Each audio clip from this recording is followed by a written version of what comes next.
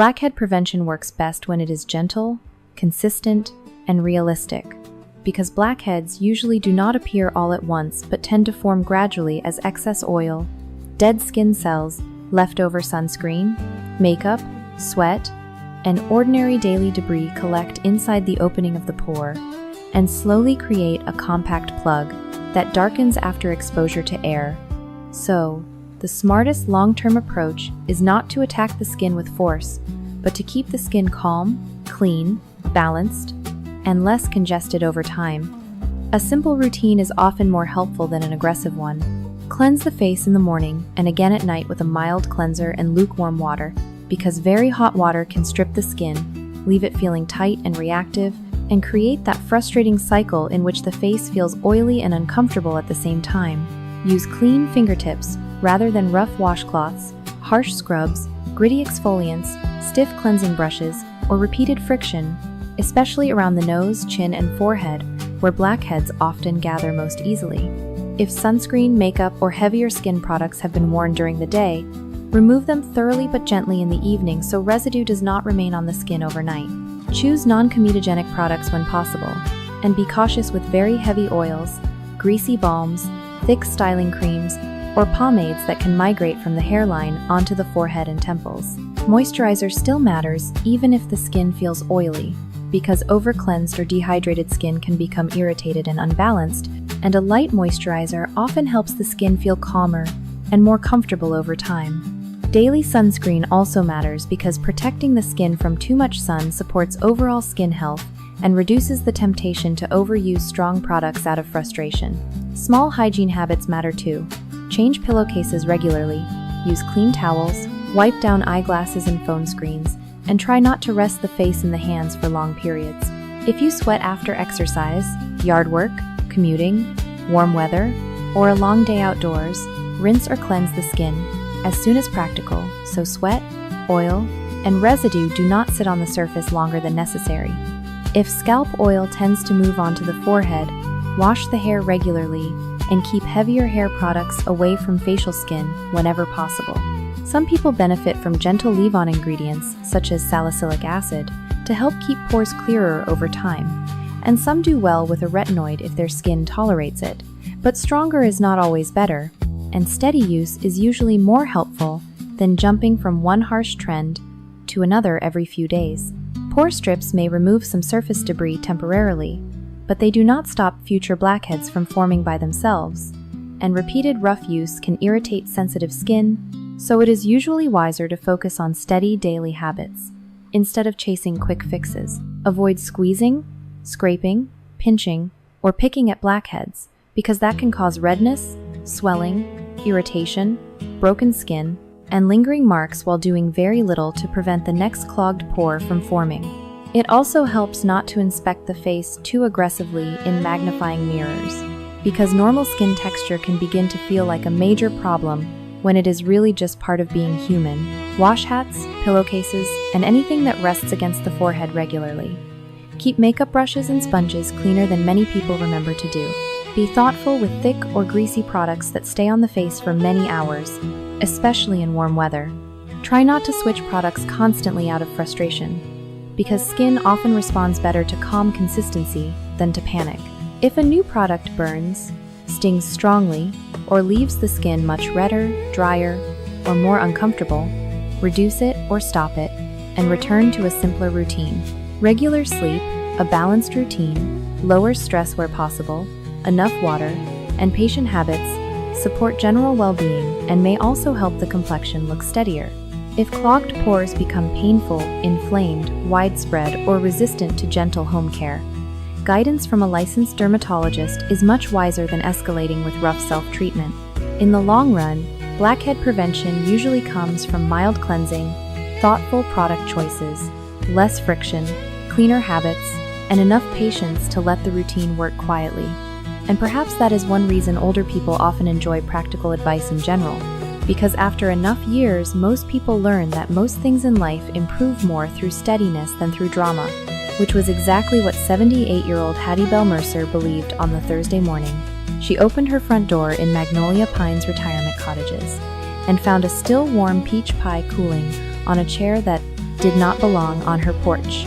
Hattie Bell had spent 35 years as the front office secretary at a middle school in North Carolina, which meant she trusted labels, notes, routines, clocks, and women with practical shoes more than she trusted surprises, wicker furniture, or any sentence beginning with, "You'll never guess."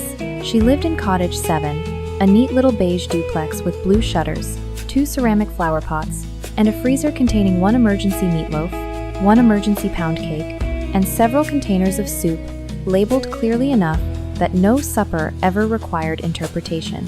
She was widowed, but not lonely. She had 1 son in Tennessee, 1 daughter in Virginia, grandchildren who still phoned to ask how long a casserole should bake, and 3 close friends who met every morning on her porch with coffee and enough gossip to keep the blood circulating without offending heaven. Those friends were Ruby Jean Hollis, age 74, retired beauty shop owner, guardian of lipstick, scarves, posture, and standards; Walter Pike, age 81, retired hardware store manager, suspicious of flimsy chairs, hidden wheels, decorative crates, and all preventable nonsense; and Naomi Clark, age 76, widowed, former church pianist, soft-spoken and dryly funny, in a way that made people laugh once when she spoke, and once again when they finally caught up. The pie on the chair was beautiful, golden crust, faint sugar sparkle, 2 pastry leaves on top, and a smell so good it nearly overruled caution. Nearly. Hattie bent, saw a small folded card tucked beneath the pie dish, and became immediately less trusting. The card said, in dark green ink, "For Cottage 7, best eaten with coffee. Do not refrigerate too soon. Trust the crust." She stood there in her pale yellow robe and house slippers, with the note in one hand and the pie in the other, then called into the house, not because anyone was there, but because some situations deserve witnesses. Absolutely not. By 8:15, Ruby Jean, Walter, and Naomi had all been summoned. Ruby Jean arrived first, peered over Hattie's shoulder at the pie, and said, "Well, it smells like kindness and poor planning." Walter followed, looked at the chair and asked, "Is that your chair?" "No," said Hattie. "Then somebody has not only delivered dessert but staged the event," said Walter.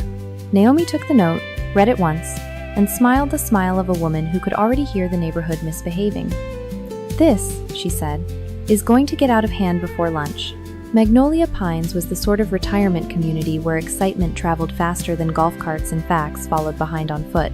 There were 42 cottages, 1 clubhouse, a tiny library, nobody returned books to on time, a shuffleboard court used mainly for argument, and a mailbox pavilion that served as the social bloodstream of the entire place. By 9 o'clock, before Hattie had even decided whether to cut the pie, 3 separate residents had passed her porch, by coincidence, each one slowing down just enough to absorb detail. Mrs. Fay Larkin, from Cottage 3, asked whether the pie was for a birthday. Edna, from 11, wanted to know if the crust looked homemade. Mr. Benson, from 4B, asked if Hattie was seeing anyone, a question so ridiculous at 9 in the morning that Ruby Jean nearly sent him back into traffic. By 10 o'clock, the story had split into 4 competing versions. In one, Hattie had a secret admirer. In another, the church women were launching a stealth comfort ministry. In a third, the pie was a promotional tactic from the new bakery down on County Road 8. In the fourth, and this one came from people who watched too much television, the pie was a warning. A warning of what? Hattie asked dryly when Naomi told her that one. Naomi shrugged, apparently of intrigue. They cut the pie at 10:30. It was excellent. That was almost the worst part, because a bad pie can be dismissed, but a very good pie acquires power. The filling was balanced, not too sweet, not runny, the crust tender underneath and crisp on top, and the peaches held together just enough to suggest discipline. Walter took one bite and said, with real respect, "This person knows heat." Ruby Jean closed her eyes and sighed. Well, that's not helping. Hattie ate one piece, then another small piece, to verify consistency, and by afternoon was no closer to knowing who had left it there, but considerably more irritated by how much she cared. The next morning brought a second pie. Not to Hattie's house. To Cottage 14, where Mrs. Sylvia Denton, a retired choir director, with a complicated knee and strong feelings about napkin folding, discovered a blueberry pie on her porch with a card that read, "For 14, use a sharp knife. Blueberry can be dishonest." If the first pie had caused curiosity, the second created public instability. By lunch, the mailbox pavilion sounded like a low-grade political convention. "2 pies is a pattern," said Edna. "2 pies is somebody with butter," said Ruby Jean. "2 pies is how churches lose control of women's committees," said Naomi. The